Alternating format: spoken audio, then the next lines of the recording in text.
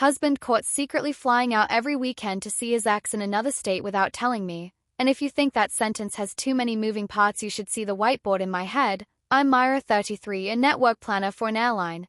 Basically, I'm one of the people who shuffle planes and routes like chess pieces so your flight from here to there makes sense. And the irony is not lost on me that I optimize strangers' journeys while my own household itinerary turned out to be a layover for someone else's destination.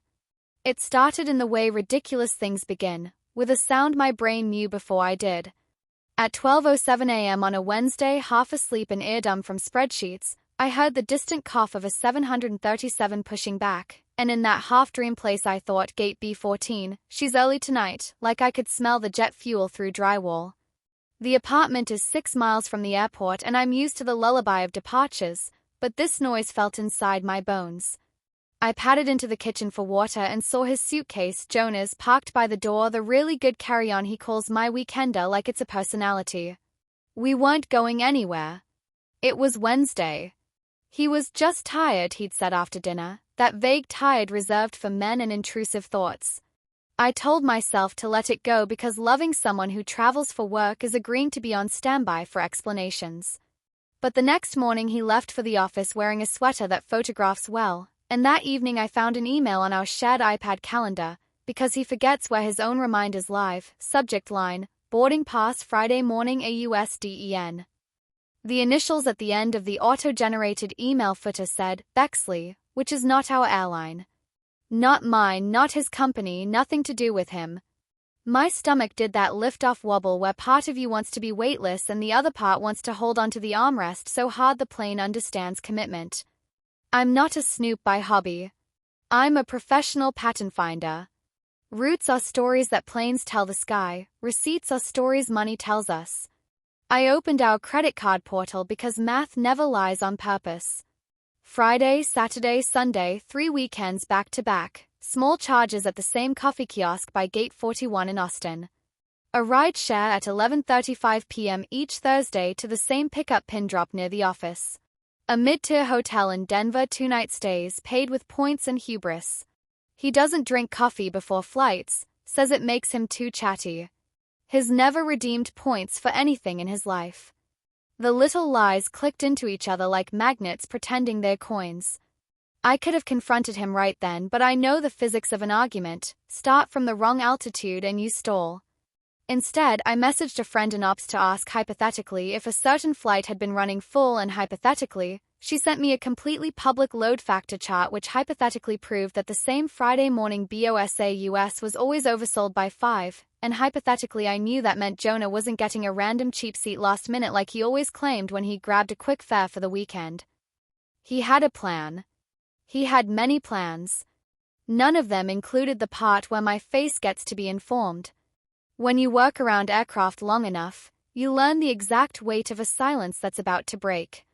The apartment felt like that, pressurized to the wrong cabin altitude. Thursday night he did the thing, late shower, backpack zipped like a secret, kiss on the forehead because lips have complicated voting rights, and early client breakfast tomorrow, said in that tone designed to bounce off your hearing. I waited 10 minutes and then did the most humiliating thing I have done as a person who writes algorithms for a living. I followed him. Not like a movie, no trench coat, no saxophone. I took my Keystone card out of the bowl by the door, put on sneakers with quiet morals, and grabbed a rideshare 30 seconds after his. The driver didn't ask. He told me about his cousin in Tampa and the best gas station tacos on Route 1, and I nodded because sometimes you have to let someone else's story wash over you like white noise while you plot the floor plan of your own. At the terminal, I didn't use my badge. I was just a woman with a tote bag and a cathedral where a heart should be. He walked like a person the building recognized. Gate 41's board was rolling a familiar language. Delayed boarding, hello, goodbye. He stood by the window, phone glued to his jaw. And then she appeared from the snack shop, hair in a loft of a ponytail, scarf knotted like a memory.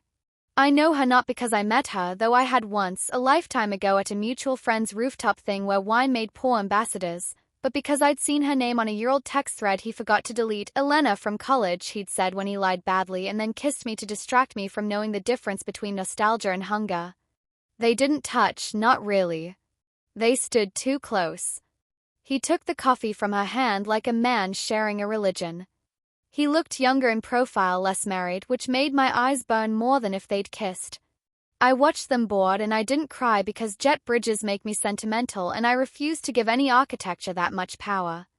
I sat until the plane pushed back, and then I went home and made a list, because if I give my hands a soft task, they will do something stupid like texting paragraphs.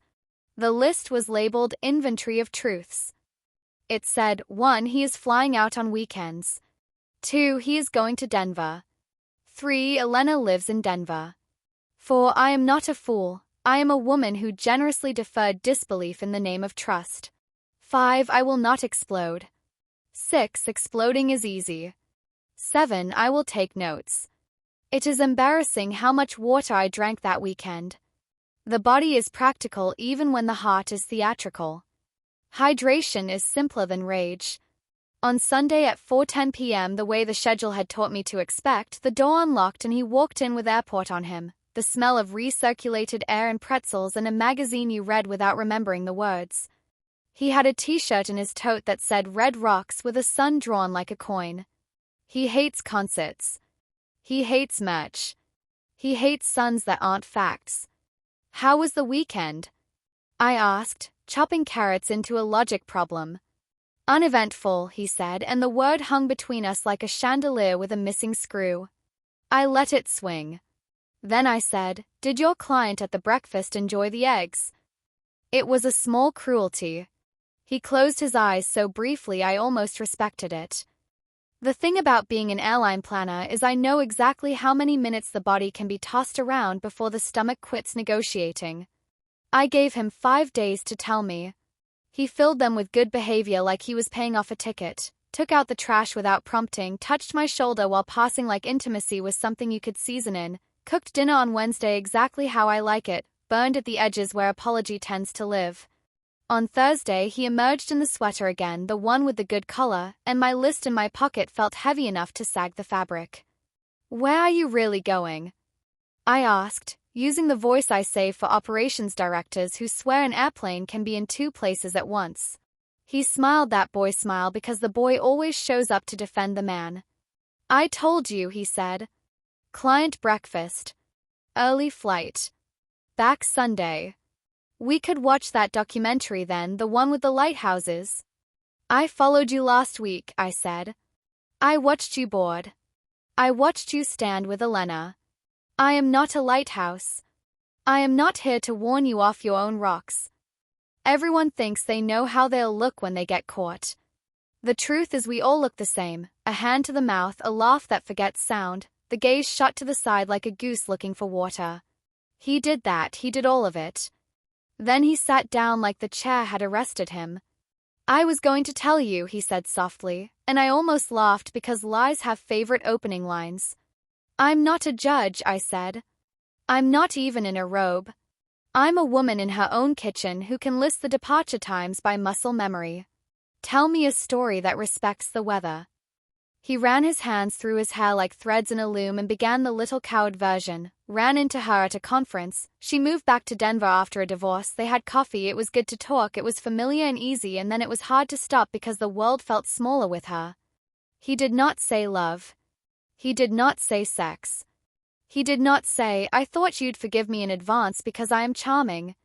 Why weekends? I asked. Why not the days that already belonged to work? Because it felt less like lying to you and more like borrowing, he said, and my breath left in a balk.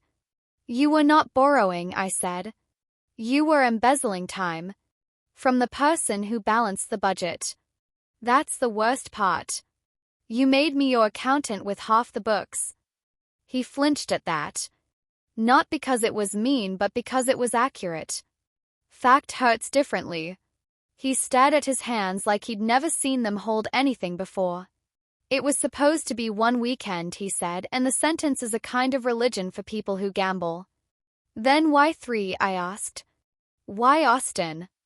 Southwest cheapest to Denver from here, he said automatically, and then caught himself, then laughed that broken laugh. You see? I turned it into math so I didn't have to think about morality. I optimized betrayal. That's monstrous. I put the knife down because I don't like metaphors that can draw blood. What did you talk about? I asked, because the intimacy of talking devastated me more than any cinematic picture of a hotel room. He told me. Not the way a cheater who wants to hurt you would, not the bullet points, not the highlights. He told me about sitting on a bench at Sloan's Lake and watching a kid try to skip a rock and getting to be the version of himself that gives advice without consequence. He told me about the old stories from college that made them both better than they are now. He told me about sleeping in separate rooms the first weekend, separate rooms the second, and then the third a bed because lines are ice and friction makes water. He didn't offer adjectives. He didn't sell me a villain. He sold me a man who had built a tunnel between two cities, hoping no one would notice the dirt. Do you still want to be married to me? I asked, because sometimes the shortest question is the only one the day can carry. Yes, he said immediately, which I believed the way you believe your own ghost stories, mostly in the right lighting with a blanket handy. I want to be the person who tells you hard things early, and I failed at that like it was a job. And Elena? I asked. He swallowed. I wanted to feel uncomplicated for once, he said. With you I am real. With her I was a rumor. It's easier to be charming when you are a rumor. It's going to sound unromantic what I say next, but it's the truest thing I know. The opposite of love isn't hate, it's laziness. He was lazy with me and diligent with his secret, and that is how marriages become airports with closed runways and a lot of circling. I'm not going to beg or bargain, I said. I'm going to make a plan because plans are love that shows up with shoes on. He smiled at that, tiny, involuntary. He looked at me like maybe, just maybe, he remembered why he married a woman who turns crises into checklists. Here's the plan, I said. You are going to text her now and tell her you will not be flying out this weekend or any weekend. You are going to say it simply, without exclamation points, like an adult. Then you are going to email me your itineraries from the last 3 months because I deserve an audit even if it kills me. You will also send me the hotel folios and the point statements. You will do this not because I'm going to count condoms in a trash bin like a detective in a mediocre show, though don't test me, but because I need evidence that you can hand me the whole story without me having to subpoena your soul. Then you are going to pack a bag and go stay at your brother's place for 2 weeks. Not because I don't love you. Because I do, and I want to see what that love feels like when it is not tasked with fixing you. He nodded, tears he did not weaponize waiting in the margins of his eyes. Okay, he whispered. It made me want to hurt and kiss him at once, which is a kind of violence I won't build a home with. He texted her. He wrote 3 lines. He showed me the 3 dots blooming, stalling, blooming again. Her reply came back. I wondered how long it would take to feel honest. Take care of yourself. There was a small blue heart. I didn't hate it. I recognized it, the symbol adults use when they want to say something bigger than a period but smaller than a confession. And then he left. He turned at the door like people in train stations do, a reflex from movies, and I didn't wave. He closed the door gently like you do when a baby is asleep. The apartment inhaled for the first time in 4 weeks. What I did next I'm proud of because it was not theatrical. I washed the cutting board. I put the carrots in a container. I set the knife far from my body. Then I called my sister, who is a teacher and has patience like a coastline. She didn't say leave him or forgive him. She said, what do you need tonight? Like need was a train schedule we could work with. Noise, I said. But the good kind. She came over with 2 friends and a game that involves drawing awful pictures and guessing what the other person cannot possibly have meant by a circle with legs. We laughed until the neighbors forgave us because laughter that goes a little feral is proof the world is still in business. Around midnight after they left, I sat at the kitchen table and wrote myself an email with the subject line, Terms of Reentry. It included no poetry. It included bullet points like a person donning armor. Couples therapist, individual therapist, shared passwords, separate savings, Sunday morning check-ins with specific prompts, and a line that said, if at any point you prefer the world where you are a rumor, you will choose it fully, not halfway. I refused to be the layover. He did what I asked. To his credit, and I'm keeping a ledger now because ledger keeping is a kindness to future me, he did all of it without adding extra biscuits of explanation. He stayed at his brother's. He sent the itineraries. He found a therapist and booked us one. He stopped romanticizing poor planning. He cried once on the phone like a man who had jerked a wheel and found himself in a ditch. I didn't rush to pull him out. I told him where the jack was. Elena emailed me. This surprised me less than it should have because she strikes me as a person who returns library books before the due date and includes a note. She wrote, "You don't owe me any response. I wanted you to know he never pretended you were small. He pretended he was. It was selfish and stupid and I'm sorry for my part in it. P.S. The coffee at gate 41 is terrible." I stared at that postscript for an hour because that's the part that made her human. In therapy, the words showed up like planes stacked at 10,000 feet waiting for runway clearance. We learned, painfully and not instantly, that our fights were so polite they didn't tell the truth. He talked about wanting to be adored without being witnessed. I talked about how competence is a trench coat I can hide in until I'm just a coat walking around a city. We said the ugly things, that I had started treating intimacy like a meeting, that he had started treating us like a habit.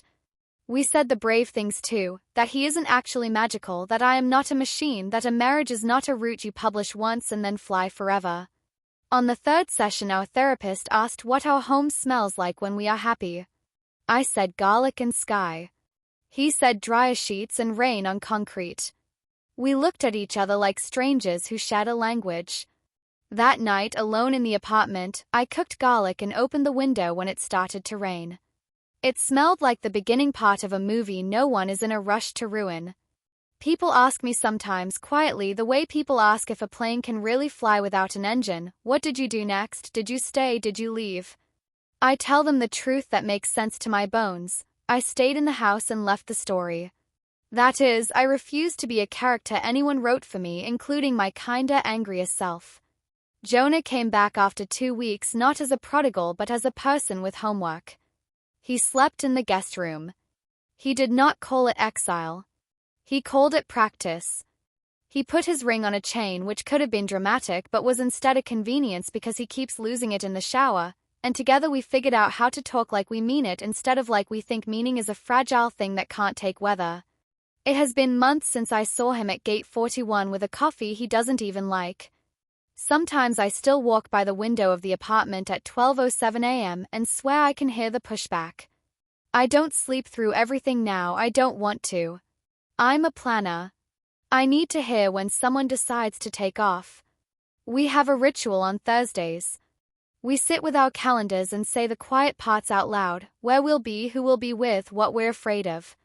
Once a month we turn off our phones and drive to a small coastal town with salt that makes you honest, and we pretend we're new again in a way that doesn't erase the old. He tells me when his brain craves being a rumor. I tell him when mine craves holding a wrench instead of a conversation. If he cheats again, I will know sooner. If I stop loving him, I will know sooner. That is not a threat. That is a promise to my own weather. I have learned that transparency isn't a window you clean once, it's a habit, like checking the windsock even when the air seems still. The life we are building now requires checklists and humor and the occasional emergency drill conducted in our pajamas. It also requires me forgiving myself for not catching the first flight earlier. You don't know what you don't know until you taxi past it and realize you could have taken a different runway all along. Sometimes I think about Elena's email and that line about terrible coffee. I imagine her buying tea instead, standing by the window at a gate in a city that looks like a postcard, deciding to be the kind of person who doesn't need a secret to feel important. I wish her that. I wish it for all of us, me, Jonah, the kid at Sloan's Lake skipping rocks, the harried gate agent who announces boarding groups like a poem they weren't paid enough to memorize. A world where we stop trying to be rumors and start being the kind of people other people can plan around without needing a whiteboard the size of the sky. If you're sitting there right now, reading this in the blue light of a screen that smells like your own breath, and you feel something in your life idling at the end of a jet bridge, here's what I can report as a professional of routes and a beginner at Mercy. You are allowed to ask for the full itinerary. You are allowed to say, "Text me your boarding pass." You are allowed to say, I won't be your layover. You're allowed to love someone who got lost on purpose and still decide the plane you deserve is the one where the captain announces the turbulence before it throws you. You can choose a different gate. You can also choose to wait at the right one and read a paperback and drink water like it's a job until the person you love walks toward you with their mouth already forming a sentence that begins with the truth. And when they do, if they do, you can nod and say, okay, let's file a flight plan that doesn't require lying to the air.